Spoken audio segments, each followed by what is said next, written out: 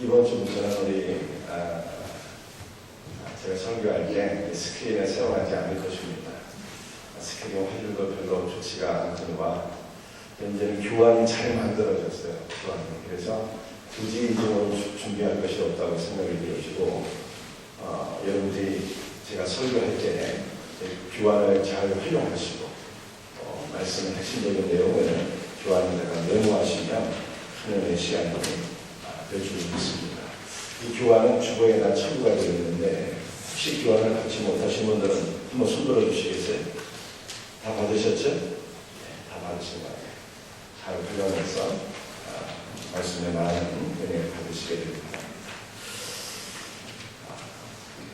제자반을 진행하는데 한 성도가 질문을 했어요. 주일 설교 말씀을 하는 과정에 나온 질문입니다.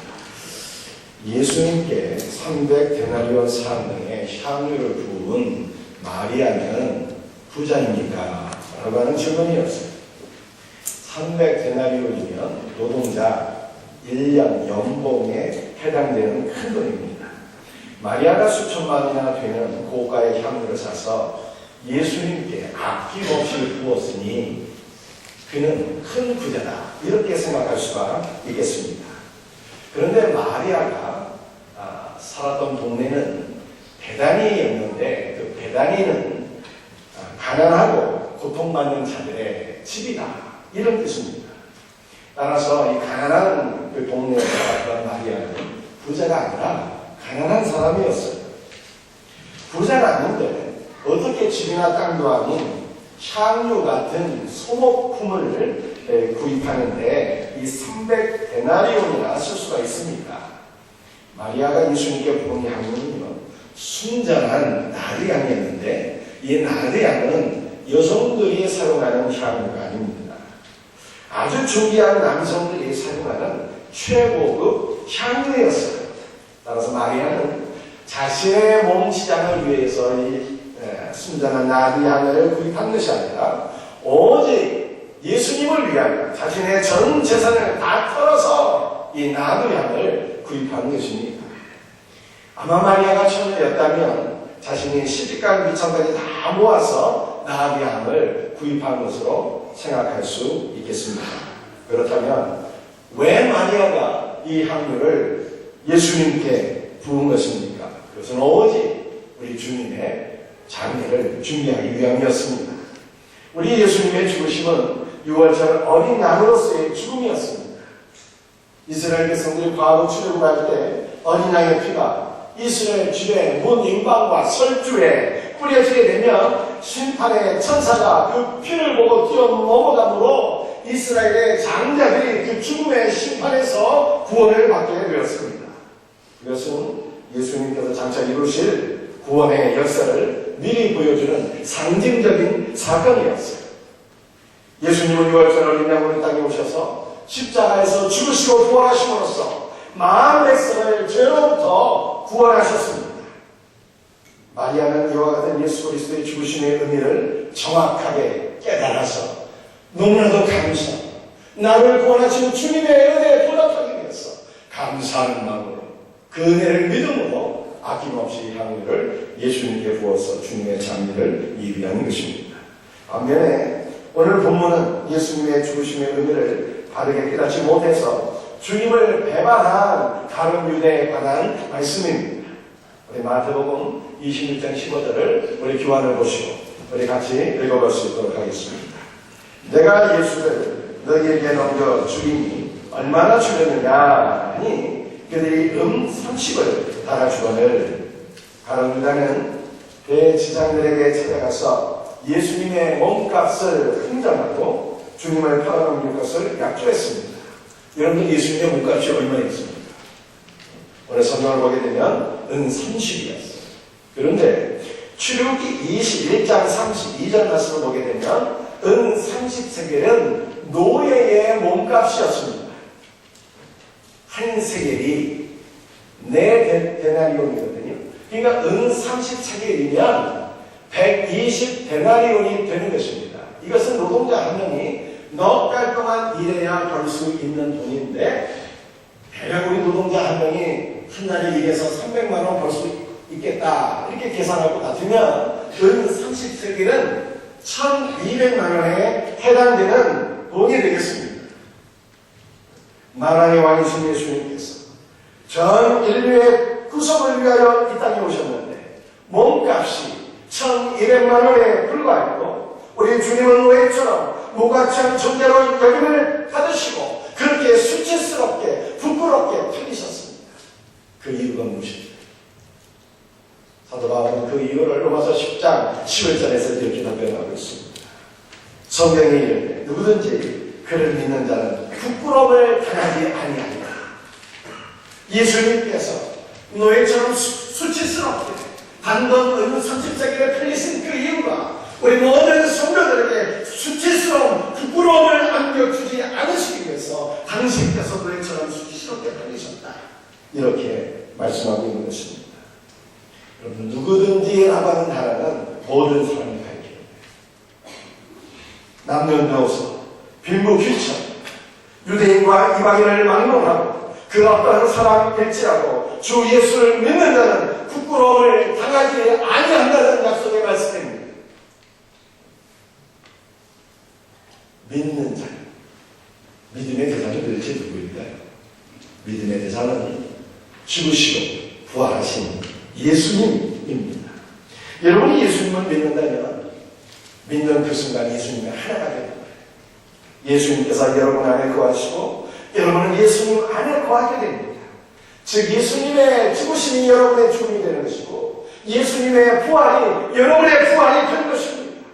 따라서 예수 믿는 성도는 이 땅에서는 비록 고난을 당하지만 부활하신 예수 그리스도의 영광을 이미 소유하고 있는 영광스러운 주님의 자녀들입니다. 성도가 부활의 영광을 이미 얻었고 또 예수 그리스도께서 재림하실 때 그분의 영광에 부활의 영광에 동참하게 될 것은 예수님께서 우리를 위하여 수치스럽게 팔리셨고 고난을 당하셨기 때문입니다. 로마 전국하여서 누구든지 주 예수를 믿고 고백하는 자는 어떻게 될까요? 죽임을 당하게 됩니다. 그러나 예수님은 나를 믿는 자는 결코 수치를 당하지 아니하리라 약속의 말씀을 주셨습니다. 지금은 예수님을 믿고 예수님을 시인하고 고백하다가 비록 로마의 그 권세에 의하여 죽임을 당할지라도 예수 그리스도를 믿는 자는 최후의 심판 때 주 예수 그리스도의 영원한 생명과 그분의 부활의 영광에 동참하게 될 것이라고 하는 약속의 말씀입니다. 예수님을 믿는 모든 성도들에게 우리 주님은 수치가 아닌 부활의 생명과 영광을 주시기 위하여 수치스럽게 노예 몸값 단돈 은 30세겔에 팔리셨습니다. 가룟 유다가 예수님을 은 30세겔에 판 이유가 무엇일까요? 단순히 돈에 대한 탐심 때문이었습니까? 가룟 유다와 예수님의 관계를 한번 생각해 보세요. 예수님께서 유다를 부르시고 3년 동안 동고동락을 했잖아요. 그 동고동락하는 사이인데 단돈 1200만 원에 예수님을 돈 때문에 팔았겠습니까?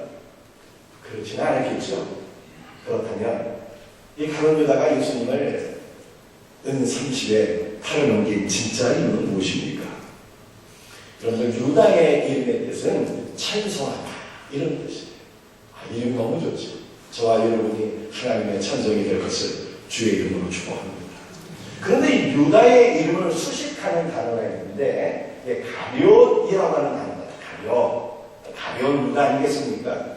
그런데 이 가룟이라고 하는 것이 두 가지 의미가 있어요. 교환을 보게 되면 첫 번째는 자객, 가룟이라고 하는 것이 자객입니다. 다시 말해서 가룟 유다의 신분이 무엇이냐는 것을 보여주고 있는데 가룟 유다는 열심당원이었다는 뜻이에요. 열심당원. 가룟 유다가 예수님을 배반한 것은 단돈 은 30세겔이 탐이 나서가 아니라 예수님에 대한 실망과 좌절감 때문이었습니다. 가룟 유다는 열심당원이었는데 이 열심당원은 무력으로서 로마에 대항하는 세력을 의미하는 거예요. 가룟 유다는 로마에 대항하는 열심당원으로서 예수께서 다윗과 같은 왕이 되어서 로마의 앞에서 이스라엘을 정치적으로 구원하고 경제적으로 번영케 하는 그러한 메시아가 되기를 소원했고 그렇게 예수님께 기대를 받고 있었습니다. 그러나 이러한 가룟 유다의 꿈은요 산산조각나고 말았습니다. 예수께서 여러 차례에 걸쳐서 자신의 죽으심을 예언하시고 십자가의 죽음을 자청했기 때문입니다. 결국 가룟 유다는 무기력하게 죽음을 자청하는 예수님을 버리기로 결단한 것입니다. 따라서 가룟 유다가 예수님을 배반한 결론적인 이유는 예수 그리스도의 십자가의 중심의 의미를 바르게 깨닫지 못했기 때문입니다. 유다는 이스라엘의 정치적인 구원과 물질적인 번영을 구했지만 우리 예수님은 정치적 구원과 물질적 번영을 주시기 위하여 이 땅에 오신 분이 아니었어요. 우리 주님은 저와 여러분을 죄와 사망으로부터 구원해 주시기 위하여 오신 분입니다. 신자가 예수 그리스도의 십자가 의미를 바르게 깨닫지 못한다면 어떻게 되는 것입니까? 다른 유다처럼 예수님을 배반하게 됩니다. 사랑하는 성도들이 성경을 아셔야 됩니다. 우리 예수 그리스도의 십자가의 죽으심과 그 부활의 놀라운 은혜를 날마다 깊이 깨달으셔야 됩니다. 그래야 믿음을 배반하지 않고 우리 주님께서 걸어가신 그 생명의 길을 주의 제자가 되어서 끝까지 걸어갈 수가 있는 거예요. 이와 같은 은혜가 있기를 주의 이름으로 축복합니다. 이 가룟이라고 하는 이 말의 두 번째 의미는요, 유다 지파에 속한 성 중 하나인 크리옷을 뜻하는 거예요. 다시 말해서 이 가룟 유다가 예수님과 동일하게 유다 지파에 속한 사람이다, 이런 뜻입니다. 여러분들 예수님에게 제자가 12명이 있었는데요, 예수님의 여러 명의 제자들은 다 어디 출신입니까? 북쪽 갈릴리 출신이에요. 저 북쪽 지파 출신인데 유일하게 가룟 유다만 남쪽 지방인 유다 지파 출신입니다. 예수님과 같은 지파 출신이었어요. 즉 가룟 유다는 혈연과 지연으로 볼 때 예수님과 가장 친분 관계가 있는 제자였습니다. 그런 가룟 유다가 예수님을 배반한 것입니다. 여러분들 배반과 관련된 역사적 사건 두 가지를 제가 여러분들에게 소개해 드리도록 하겠습니다. 2세기 이후로 로마는 기독교를 더욱더 박해하게 되었습니다. 서머나에서 복음이 왕성하게 역사하게 되었을 때 박해의 물결이 서머나 교회 안에도 몰아닥치게 되었습니다. 핍박의 물결 가운데 사람들은 폴리가 감독만큼은 무사하기를 간절히 소원하고 그렇게 기도를 드렸습니다. 그런데 하루는 폴리가 감독이 꿈을 꾸게 되었어요. 그런 꿈에서 자신의 베개가 불 위에 서 있는 것을 보게 되었습니다. 꿈을 꾼 후에 폴리가 본 성도들에게 나는 장차 산채로 불에 타서 죽게 될 것입니다, 이렇게 예언을 했습니다. 마침내 폴리가 본 자신의 예언대로 붙잡혀서 고문을 당하게 되었습니다. 고문에 휘말려서 로마 총독이 폴리가에게 말했습니다. 폴리가입니다. 당신이 예수 그리스도를 부인하고 저주하면 살려주겠다. 폴리갑이 답변했습니다. 나는 지난 86년 동안 그리스도를 섬겨왔습니다. 그런데 그분은 저에게 한 번도 악한 일과 악한 말을 하지 않으셨습니다. 그런데 저를 구해주신 저의 왕이신 예수 그리스도를 내가 어떻게 부인하고 그를 저주할 수 있겠습니까? 결국 폴리갑은 자신의 믿음을 지키다가 산채로 불에 타서 순교를 했습니다. 그런데 폴리갑이 순교를 당한 것은 최측근 동역자의 배반과 고발 때문이었어요. 두 번째 사건입니다. 로마의 원로는 독재자 카이사르의 손에서 로마를 구하겠다며 그를 몰래 죽이기 위한 음모를 꾸몄습니다. 주 44년 3월 15일 원론회의에 들어가던 카이사르는 자신을 죽이기 위한 음모를 알려주는 편지를 받게 되는데 편지를 읽지 않은 채 회의장으로 들어가게 됩니다. 수십 명의 원로원 의원들은 한꺼번에 다가와서 카이사르를 무려 23번 칼로 찔러서 죽였어요. 그때 카이사르가 죽어가면서 남긴 유명한 말이 있습니다. 에투투 브루테라고 하는 말을 남겼는데 무슨 뜻인가 하면은 브루투스 너마저 이런 뜻이에요. 최고 남긴 말이 브루투스였어요. 브루투스가 누구입니까? 카이사르가 아들처럼 믿고 사랑하던 최측근이었어요.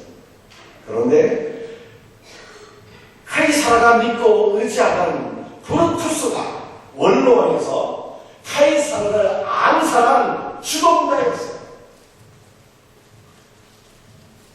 예수님과 같은 유다 지파에 속한 가룟 유다가 믿음을 배반한 것은 오늘날에도 예수님 최측근에 있는 자, 주님을 배반할 가능성이 심히 많다는 것을 우리에게 보여주고 있습니다.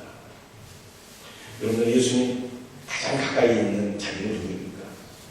바로 저와 같은 목사님, 장로요, 중직이요, 모태신자들입니다. 따라서 저를 비롯한 목사와 장로와 중직들과 모태신자들은요, 먼저 교회를 위해서 다른 사람을 위해서 기도하기 전에 자신의 영혼과 믿음을 위해서 겸손하게 주님의 은혜를 강구해야 돼요. 주님, 제가 주님을 배반하지 않게 해주세요.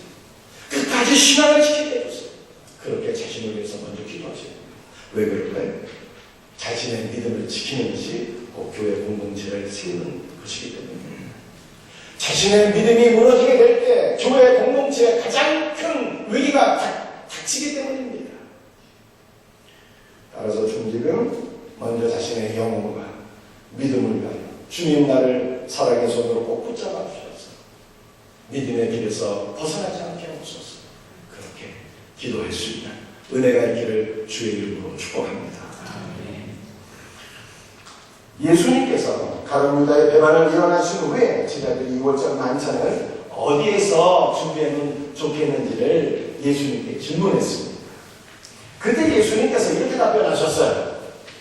너희가 성하는 아무에게 가서 이르되 선생님 말씀이 내 때가 가까이 왔으니 내 때가 가까웠으니 내 제자들과 함께 2월절을 내 집에서 지키겠다 하라.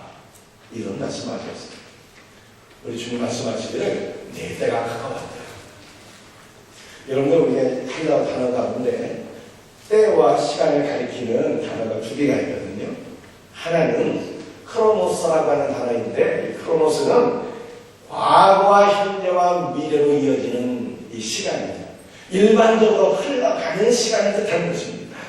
그런데 두 번째로는 카이로스라고 하는 단어가 있는데 이 카이로스는 그냥 흘러가는 시간이 아니라 하나님께서 영원전부터 하나님의 경륜 가운데 정하신 그때를 말하는 거예요. 하나님께서 영원전부터 정해놓으신 예정하신 시간을 가리키는 것입니다. 그런데 예수님께서 내 때가 가까웠다 말씀하셨을 때 이때는 어느 단어일까요? 바로 카이로스. 아버지 하나님께서 영원전부터 나를 위하여 정하신 그때가 가까이 왔다. 예수님은 이렇게 말씀하신 것입니다. 여러분들 우리 예수 그리스도의 죽으심은요 가룟 유다의 배반으로 된 것 같습니다. 얼핏 보면 그런 것 같아요. 그런데 사실은 우리 예수님의 십자가의 죽으심이 하나님의 경륜 가운데 영원 전부터 예정된 사건이었다라고 하는 뜻입니다. 예수님의 죽음은 영원 전부터 예정된 사건이었고 우리 주님의 죽으심은 이미 창세기에 예언되어져 있습니다. 우리 기원을 보시고 창세기 3장 15절 말씀 같이 읽도록 합니다. 내가 너로 여자와 원수가 되게 하고 내 후손도 여자의 후손과 원수가 되게 하리니 여자의 후손은 내 머리를 상하게 할 것이요 나는 그의 발꿈치를 상하게 할 것이니라 하시고 창세기 3장 15절은 하와를 미혹한 뱀에게 하나님께서 내리신 저주의 말씀입니다. 내 후손이 여자의 후손과 원수가 될 것이라고 말씀하셨습니다. 여자의 후손이 단수로 되어 있는데 예수 그리스도를 가리키는 것입니다. 여자의 후손, 즉 예수 그리스도께서 너의 머리, 즉 뱀의 머리를 박살낼 것이다, 이렇게 말씀하셨습니다. 여러분들 뱀이 말이죠, 머리가 박살나면 어떻게 될까요? 회복이 불가능한 치명상을 입게 되는 것입니다. 언제 예수님에 의해서 뱀의 머리가 박살이 났습니까? 예수님의 십자가의 죽으심과 부활, 예수 그리스도의 십자가의 사건으로 사망 권세를 이기신 예수 그리스도의 부활을 통하여 뱀의 권세, 즉 사탄의 머리가 박살이 났다고 성경이 말씀하고 있습니다. 그런데 이 뱀의 머리가 상하게 될 것이라고 하는 말씀의 원의 뜻이 무엇이냐면은 딱 한 번 뱀의 머리가 사탄의 권세가 박살난다는 뜻이 아니에요. 지속적으로 사탄의 권세가 꺾여질 것이다, 사탄의 권세가 멸망을 당할 것이다, 이런 뜻입니다. 여러분, 단 한 번 최초의 사탄의 머리가 박살난 사건은요, 예수 그리스도의 죽으심과 부활이었거든요. 그렇다면 두 번째, 세 번째 계속 이어지는 사탄의 권세가 멸망을 당하는 이 놀라운 역사는 누구를 통해서 이어지는 것입니다. 여러분들, 부활하신 예수 그리스도가 지금 어디 계세요? 우리 안에 계시잖아요. 예수님의 죽음이 나의 죽음이에요. 예수님의 부활이 나의 부활이에요. 살아계신 주님이 지금 교회 안에 계시잖아요. 그래서 주님의 몸된 교회를 통해서 사탄의 권세가 지속적으로 박살이 나게 될 것을 성경이 말씀하고 있는 것입니다. 사탄의 영원한 운명을 아는 예수 그리스도의 죄를 통해 사탄은 여러분들 지옥의 형벌에 떨어지게 된 건 아니겠습니까? 사탄과 성도들의 관계를 아는 신자들은요, 원수마귀를 두려워하지 않습니다. 교회의 권세를 통해서 사탄이 지속적으로 멸망을 당하게 된다라고 하는 성도들, 이것을 깨닫는 성도들은요, 마귀를 두려워하지 않아요. 오히려 원수 마귀를 향하여 너는 내 발이다 선언할 수 있게 되고요, 믿음으로 담대하게 영적 전쟁에서 승리할 수 있게 되는 것입니다. 우리 생명세대가 원수 마귀와 영적 전쟁에서 승리할 수 있는 능력 있는 교회가 되기를 주 예수의 이름으로 축복합니다. 그런데 우리 하나님께서 뱀에게 지속적으로 말씀하셨습니다. 너는 네가 발꿈치를 상하게 할 것이라고 말씀하셨습니다. 여러분들, 머리가 상하게 되면 치명상을 입게 되는데 발꿈치가 상하게 되는 것은 치명상이 아닙니다. 상처를 입을지라도 발꿈치는 치명적이지 않습니다. 이 예언으로 인해서 가룟 유다의 배반이 있었고 예수 그리스도께서 십자가에서 죽으셨습니다. 그러나 사탄의 공격은 예수 그리스도의 구속의 역사를 가로막을 수가 없었습니다. 오히려 예수 그리스도의 죽으심은, 그의 발꿈치가 상하게 된 사건은 저와 여러분의 구원을 가져오게 된 것을 믿으시기를 바랍니다. 이와 같이 예수님의 발꿈치가 상하게 된 십자가의 사건은 영원 전부터 예정된 사건이었는데 그때가 마침내 이르러서 우리 주님은 내가 6월절 어린 양으로 죽을 때가 다 되었다, 이렇게 말씀하신 것입니다. 사랑하는 성도님, 우리 예수 그리스도의 죽으심이 영원 전부터 예정된 사건이었다면 저와 여러분의 구원도 영원 전부터 예정된 사건인 것을 믿으시기 바랍니다. 그때가 되어서 우리 구주 예수 그리스도의 은혜로 저와 여러분이 구원을 받은 것입니다. 제가 여러분에게 묻겠습니다. 여러분이 구원받은 것이 여러분의 의지와 여러분의 결단과 여러분의 공로 때문입니까? 아니면 우리 주님의 은혜요 주님의 공로입니까? 주님의 은혜요 공로인 것을 믿으시나요? 감사합니다. 여러분들, 그렇다면요, 여러분의 가정이 복음화되는 것도 어떻게 되는 것입니까? 하나님께서 영원 전부터 하나님의 경륜 가운데 있는 다 예정인 것입니다. 약속의 말씀도 주셨죠. 주 예수님이다. 여러분, 너와 내 집 구원을 받습니다. 우리가 예수를 믿고 구원받은 것이 나의 능력이 아니고 예수님의 은혜였다면 우리의 가정이 변화되고 복음화되고 구원을 받게 되는 것도 누구 때문입니까? 여러분의 힘으로 되는 게 아닙니다. 오직 주님의 은혜로 되는 것을 믿으시길 바랍니다. 여러분, 이것을 인정하는 것이 믿음입니다. 내 힘과 내 능력을 의지하는 것이 아니라 주님이 우리 가운데서 베푸신 은혜, 그 은혜를 신뢰하고 인정하고 사모하고 구하게 될 때 그 하나님의 역사가 우리를 변화시키는 것입니다.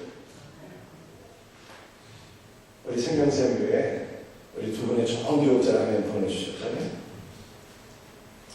근데 교육자를 이 청교하는 과정에서 굉장히 힘들었어요. 한 10명 정도 되는 교육자들 다 면접하고 이력서 받고 이렇게 하려니까 굉장히 스트레스를 받고 힘들고 어렵더라고요. 그냥 내 힘으로 하려는 모든 것들을 다 힘드는 거예요. 결국 오겠다고 하는 교육자가 못 오게 되고 그런 일이 있게 되었어요. 결국 깨닫게 되는 거예요. 하나님의 몸된 교회에 사역자를 보내주시는 것조차도 제가 할 수 있는 일이 아니네요.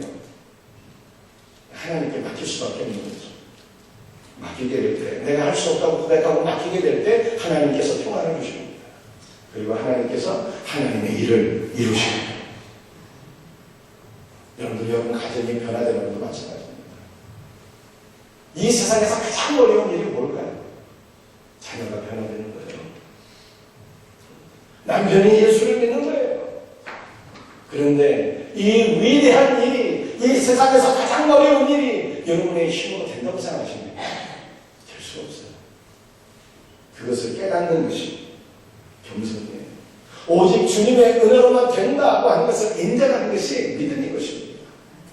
그 주님의 은혜를 인정하고 사모하고 의지하고 간구할 때 그때 하나님은 일하시는 거예요. 사랑하는 성도들, 여러분의 가정이 언제 복음화 될까요? 그것을 알 수가 없어요. 그러나 확실하게 알 수 있는 것이 있습니다. 내 힘으로 될 수 없다는 것을 깨닫는 거예요. 그래서 우리의 가정의 모든 문제를 주님께 맡겨드릴 때입니다. 오직 하나님의 은혜만이 가능한 것을 믿고 주님의 은혜를 사모하고 인정하고 의지하고 구하게 될 때 그때가 우리의 가정이 변화되는 때 그때 주님이 일하시는 거예요.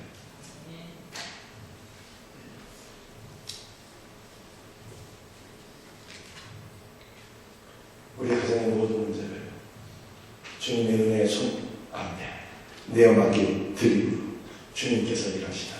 그 위대한 역사가 경험되어지기를 예수 그리스도 이름으로 축복합니다.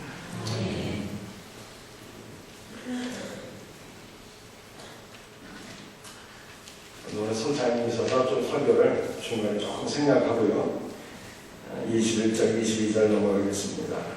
마태복음 26장, 24절 말씀을 한번 같이 읽어보겠습니다. 배워보시고요. 함께 같이 읽습니다. 인자는 자기에 대하여 기록된 대로 가거니와 인자를 파는 그 사람에게는 화가 있으리로다. 그 사람은 차라리 피어나지 아니하였더라면 제게 좋을 뻔하였느니라.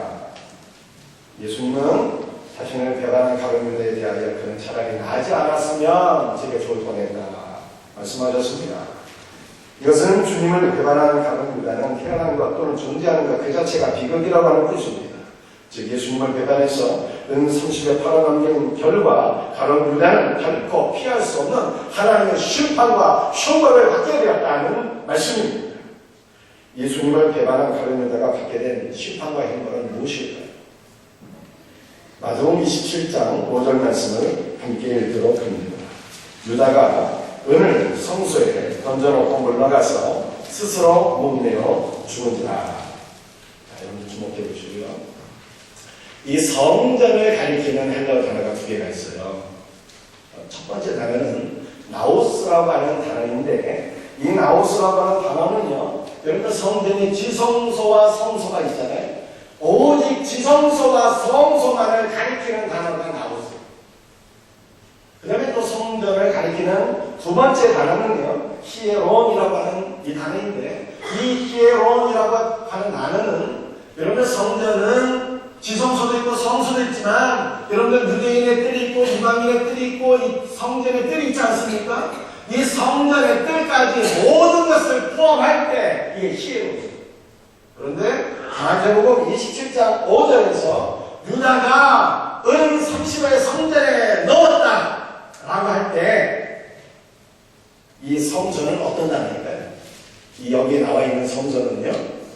로스라고 하는 거예요. 즉 가룟 유다가 예수님을 팔아넘겨서 그 대가로 받은 은 30을 성소와 지성소 안으로 난입해서 그 은 30을 성소 안에 집어 넣었다. 이런 뜻이 되는 것입니다.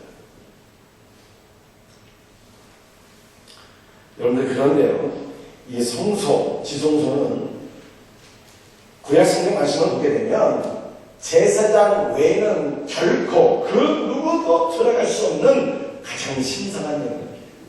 레위지파도 들어갈 수 없어요. 오직 제사장만 이 성소 안으로 들어갈 수 있는 거예요. 그런데 이 거룩한 영역인 이 성소 안에 가룟 유다가 들어가서는 30을 얻었다는 거예요. 그렇다면 왜? 무엇 때문에? 어떻게 이 가룟 유다가 이 거룩한 영역에 들어간 것입니까? 유다는요, 자신의 스승인 예수 그리스도를 팔아넘긴 그 죄에 대한 죄책감으로 인해서 이미 이성을 잃어버린 결과 제사장의 고유한 영역의 거룩한 성소를 구별하지 못하고 성소 안으로 미친 듯이 뛰어 들어갔다는 것입니다. 이것은 가룟 유다가 회개의 마음으로 은 30을 성소에 드렸다는 것이 아니라 이미 이성이 마비된 상태에서 예수님을 팔아 받은 대가의 은 30을 성소 안으로 난입해서 던졌음을 보여주고 있는 것입니다. 예수님을 팔은 그 대가가 너무 엄청나서 미쳤다는 뜻이에요. 미쳤어. 가룟 유다는 이처럼 이성을 잃은 상태에서 은 30을 성전에 던진 이후에 스스로 목을 메어 자살을 했습니다. 여러분, 우리가 자살을 성경적으로 어떻게 생각해야 되는 것입니까? 자살은요, 살인입니다. 나의 목숨은 나의 것이 아니에요. 나의 목숨은 나를 창조하신 하나님의 것입니다. 여러분 믿습니까? 오직 하나님만이 모든 인간의 생사 화복을 주장하시는 분입니다. 따라서 인간이 자신의 생각을 자신의 것으로 알아서 주장하는 것은 하나님의 만세의 크본의 주권에 도전하는 악행인 것입니다. 흔히 복음주의 사역자들은 자살하는 자들은 지옥에 간다고 말합니다. 여러분들 모든 자살자들이 지옥에 가는 것이라고 단정할 수는 없어요. 예를 들어서 젊었을 때에는 이성이 정상적일 때는 예수 그리스도를 믿고 신하고 고백했는데 나이가 들어서 치매가 걸렸어. 치매가. 그래서 예수님을 부인하게 되었어요. 여러분들 치매는 병이잖아요. 병 때문에 예수님을 부인하게 되는 거예요. 그러면 예수를 젊었을 때 믿었는데 나중에 나이 들어서 치매 때문에 예수님을 부인한 그 사람이 죽었어요. 그러면 지옥에 가는 것입니까? 여러분 그렇게 생각할 수 없는 것이죠. 또 건강할 때는요, 예수님을 믿었습니다. 신앙생활 잘했어요. 그런데 그 성도가 우울증에 걸려요. 그래서 결국에는 자살로 생을 마치게 되었습니다. 예수님을 믿었는데 분명히 우울증에 걸려서 우울증 때문에 자살했다는 거예요. 그러면 그 성도가 어떻게 됩니까? 자살하게 될 거예요. 자살하게 되면 어떻게 될 거예요? 지옥에 가는 것입니까? 그렇게 단정할 수가 없겠죠. 그러나 제가 여러분들에게 말씀드리고 싶은 것이 있어요. 잘 들으셔야 돼요. 자살자는 지옥에 간다고 단정하셔야 됩니다. 왜 그럴까요? 여러분의 소중한 사랑하는 자녀들 때문입니다. 목숨보다 더 중요한 우리 세계들이 한 해에 떨어지는 숫자가 도대체 몇 명입니까? 여러분들 우리는 이 아이들을 위해서라도 자살하면 지옥 간다고 분명히 가르쳐줘야 돼요. 여러분들 제가 이 원문 말씀을 보니까 가룟 유다가 스스로 목매였다고 했잖아요. 그런데 분명히 능동태를 써서 표현을 해도 될 것 같은데, 능동태라면 무슨 뜻이 될까요? 스스로 목매 죽었다. 자기 의지로 목을 메어서 자살하고 그의 인생이 끝났다. 그런 단순한 뜻입니다. 그런데 제가 성경을 보니까 중간대로 되어 있는데 이게 무슨 뜻인가 하면 스스로 목을 베었다, 자살했다 이런 뜻도 되겠지만 더 깊은 뜻이 있는데 그것은 목을 메어 죽은 결과, 자살한 결과, 그 죄에 대한 응벌의 대가가 하나님의 형벌의 심판이 그에게 진짜 오게 되었다는 뜻입니다. 자살해서 결국은 지옥에 갔다는 뜻이죠. 여러분들 이것은 성경의 말씀이고 여러분 우리가 자녀들에게 분명히 가르쳐야 돼요. 우리 사랑하는 자녀들 방치하면 안 되는 거죠. 믿음의 사랑으로 우리가 분명하게 교육시킵니다. 말씀을 마치겠습니다. 예수 그리스도의 죽으심의 의미를 바르게 깨닫지 못하면 우리 주님을 배반하게 됩니다. 주님을 배반하는 것은 언제나 최측근이 하게 됩니다. 따라서 중직일수록 자신의 영혼을 위해서, 믿음을 위해서 먼저 기도해야 됩니다. 예수님의 죽으심은 만세 전부터 예정된 죽음입니다. 하나님은 우리를 위한 구원의 때도 정하셨습니다. 영원전부터 저와 여러분을 하나님의 자녀로 정하셨기 때문에 그때가 이르게 되면 하나님의 은혜로 우리가 구원을 받은 것입니다. 우리 주님은, 저와 여러분을 예정하신 우리 주님은 우리의 가정에 복음하고 그때를 적어주셨습니다. 그때가 언제냐고요?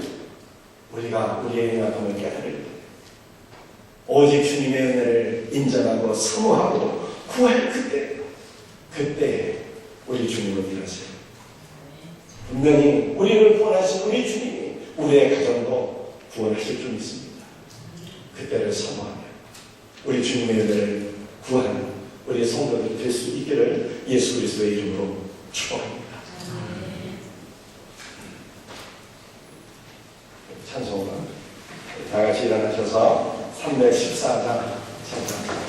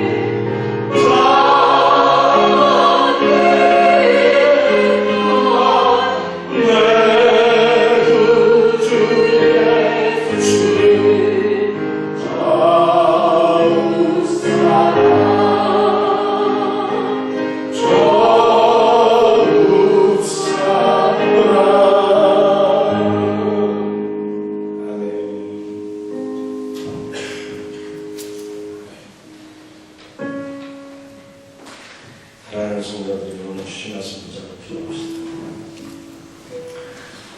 오늘 말씀을 묵상하니까 그냥 오직 주님의 은혜더라고.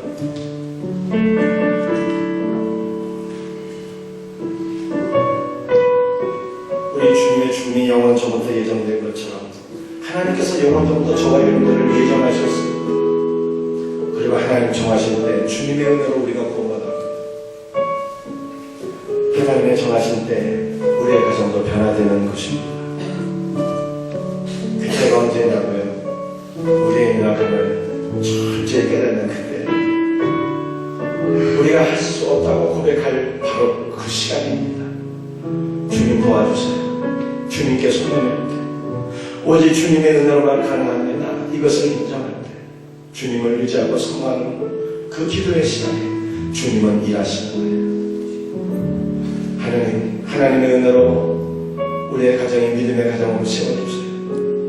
오늘 주님의 은혜를 사모하면서 그렇게 기도할 수 있기를 원합니다.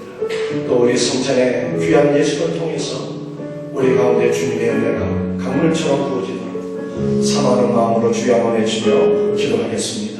주여 도와주옵소서. 주여 사랑하옵소서. 우리 하나님 마음으로 함께 하나 주옵소서. 아버지 하나님 도우시고 사랑하옵소서. 아버지 하나님 도우시고 사랑하옵소서. 아버지께서 예정하신 우리 예수 그리스도의 그 죽으심, 아버지 우리에게 신뢰를 보이셨습니다. 예수님의 죽음이 나의 죽음이요 예수님의 부활이 나의 부활이었습니다. 우리 주님 앞에 주옵소서. 아버지 하나님, 어머니 주님의 은혜로 우리가 구원을 받았습니다. 아버지 우리는 내가 감사드립니다. 아버지 우리는 아버지 주님의 은혜가 없으면 살 수가 없습니다. 주여 우리를 도와주옵소서. 주여 우리를 살려주옵소서. 아버지 하나님, 우리 사랑하는 가정에, 우리 성도들의 가정에 복음을 넘치게 하소서. 우리 주님 일하시옵소서. 우리 주님 역사해 주옵소서. 사랑하는 남편, 사랑하는 처녀를 주님의 역사로 아버지 주님 앞으로 나오게 하여 주옵소서. 주님의 풍성한 은혜로 우리를 채워주옵소서.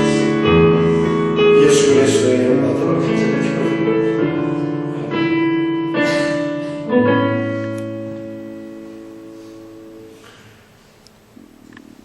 아버지 하나님을 지하여 우리 만왕의 왕이 되신 우리 예수님 노예처럼 은산시에 달리셨습니까?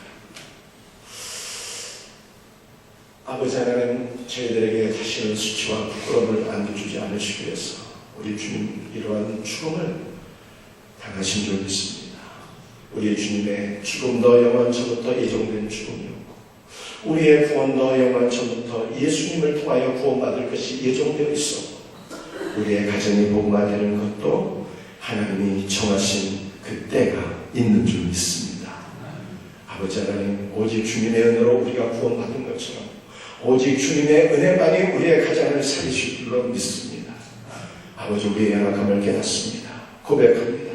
주님을 바라봅니다. 여전히 주님의 손을, 아버지 주님의 그 은혜를 간절히 사모하는 같이 저희들이 주님의 은혜를 사모하오니 주여 우리 가정 가운데, 우리 모든 성도들의 가정 가운데 역사하시옵소서. 주님 일하시옵소서. 주의 은혜를 부어주시옵소서. 아버지 하나님이여, 그래서 우리가 할 수 없는 그것을 주님의 능력으로 이루어 주옵소서. 아버지 하나님, 오늘 이 시간에 주님의 죽으심과 부활을 기억하면서 주님이 제정하신 성찬을 이 시간에 행하기를 원합니다. 주님, 오늘 이 시간 주님의 풍성한 은혜와 풍성한 생명이 우리 심령 가운데 넘쳐나는 복된 시간 되게 하여 주옵소서. 예수님의 이름 받들어 기도드립니다. 아멘.